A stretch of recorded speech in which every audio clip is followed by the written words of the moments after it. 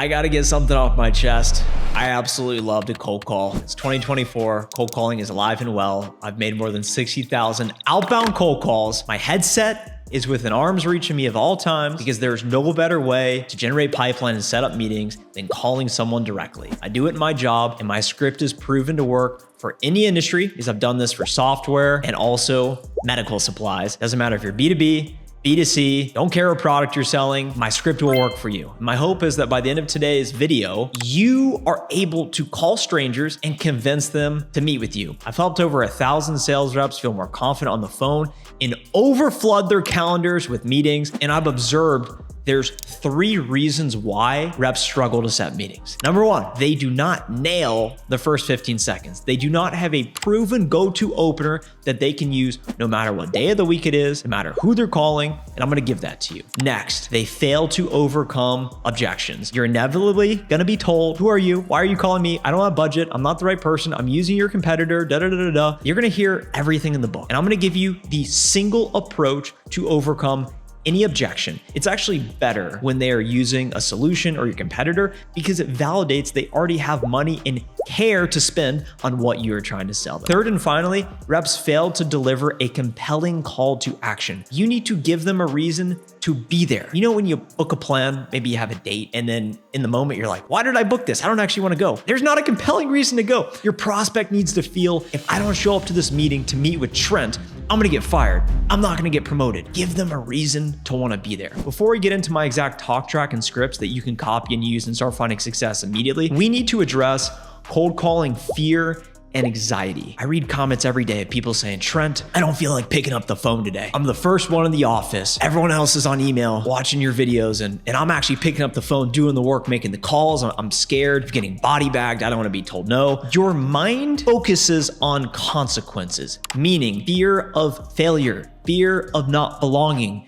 fear of the future, fear of not accomplishing all of your hopes, dreams, desires, wishes, promoting to an account executive in 2 months. I don't know if it's gonna happen. Fear does not help you. So what we need to focus on instead is what could go right versus what could go wrong. What could go wrong with a cold call? You get told no in devastating fashion. You get embarrassed. You sound stupid. You don't promote. You get put on a performance plan. You get fired. All right, well, basically all of those things have happened to me, and I'm still here to talk to you about cold calling. What could go right? Imagine gambling. You could lose all your money, or you could make money. Cold calling is like gambling. You are playing the slot machine, but it costs no money, and all you can do is win because you are one call away at any given moment from changing your future and the entire trajectory of your career. The thing about the opening, there are multiple different paths to get to your desired result. So if you're walking through a maze, maybe there's a few different paths you could take and you still could get the prize. So there's gonna be other people that give you gimmicky opening lines. Hey, this is a cold call. Are you gonna hang up? Can I have 27 seconds? Hey, da-da-da-da-da. I mean, you can say whatever you want and it might still work. I've used all of these lines and they still can work, but I promise you the tried and true to opening line, hey, this is Trent from insert company name. How are you? Good. The reason I'm giving you a call is boom. If you're low level, the reason I'm giving you a call is I'm following up on a recent email I sent you. Does my company name ring a bell? If you're higher level and you're calling executives, what you want to say is, hey, I noticed you oversee this role. I know you guys must care about driving XYZ business outcomes. Is that the case? Have you guys thought about this? Is that a priority? And you want to get them to say, yeah, it sure is. And then boom, you go into your value proposition. At this point, you're going to face some objections. And this is the next main pitfall as to why reps do not set meetings, that you're either going to get an objection at the beginning of the call. Once you give your opener, once you say, hey, this is Trent from D&D Wholesale Supply. How are you? They're going to say, I'm good. Why are you calling me? Hey, how did you get my number? What do you want? What are you selling? Da-da-da-da-da. If they give you a firm objection at the beginning of the call, what you're going to want to say is, look, I know I'm calling you out of the blue.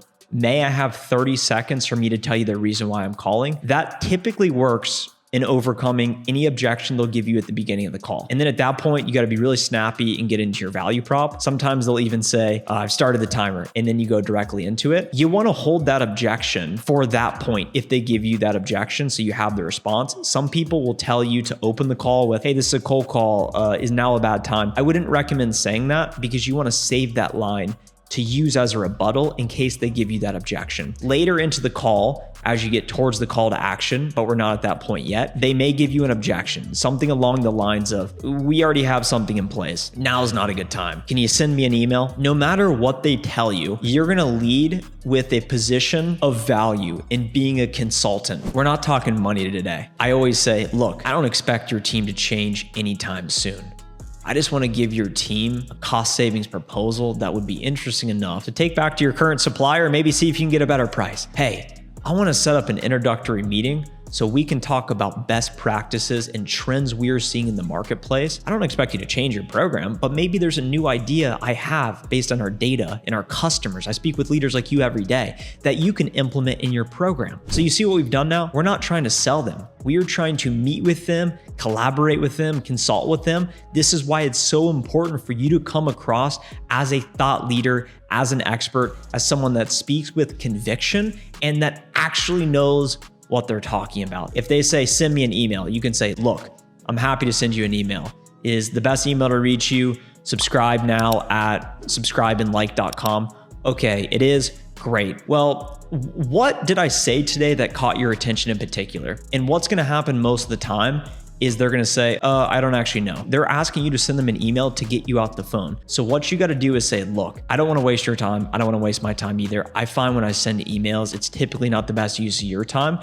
I think it'd be a lot more valuable if we could set up an introductory meeting to talk about your priorities, allow me to share this recent industry trends report, how we might be able to help. And if we agree there's alignment, we can continue the conversation. If not, we can part ways. How does that sound? Boom. You've now just diffused the situation. You've given them a compelling reason to show up and you've overcome the objection. Hey, don't expect you to change. Hey, we're not talking money.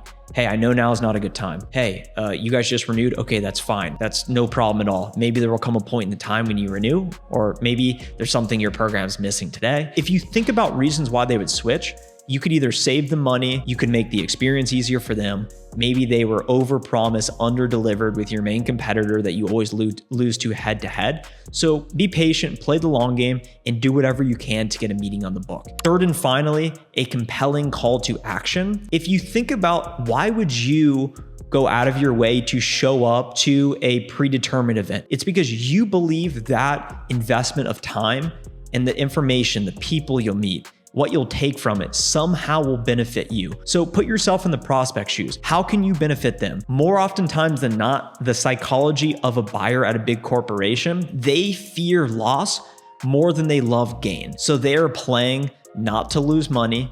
They are playing not to lose their job. They are playing not to look stupid. Very few and often between will you come across a prospect that is truly a change agent that is willing to risk their career on some big initiative. So what you need to prove to them is that by working with you, you are setting them up for success. They're not gonna look stupid. It's gonna be a slam dunk. The resources that they invest into your program is gonna result in a positive ROI for their business. So demonstrate to them, look, at the very least, what you're gonna come away from our call with is new information and new data that absolutely will serve you well. Best case, you believe we can help and we continue the conversation. Worst case, there's no alignment and we part ways. That is the framing every time you make the call to action. And what I say specifically, we validated earlier in the call, they do care about driving employee engagement, retention, productivity. Hey, being that you value employee engagement, retention, and productivity, it sounds like setting up an introductory meeting to talk about your specific priorities so we can provide a custom solution would be a good use of your time. I'm available, say, tomorrow afternoon at 2 p.m. How does that work with you? Boom, you assume you have the meeting, you give them that exact call to action. And remember, if you do not ask for the meeting, you will never get the meeting. In summary, what we talked about today are the 3 pitfalls why reps do not set meetings. Number 1, they don't have a good opener. They don't nail the first 5 seconds. Next, they cannot overcome objections. Third, they do not have a compelling call to action. I have given you the exact line for line, word for word scripts that I use that absolutely are battle tested, absolutely work, because I actually make cold calls for a living. I don't just sit around and talk about cold calls. I actually make cold calls. So if you found value in today's video and believe that you can now pick up the phone, call strangers out of the blue, interrupt their day, get told no, but also set some meetings, and overflood your calendar with meetings and convince people to meet with you because you're so successful, hit the like button now so more reps can gain access to this valuable information, and subscribe to the channel now for more sales videos just like this one. 100,000 subscribers by the end of 2024.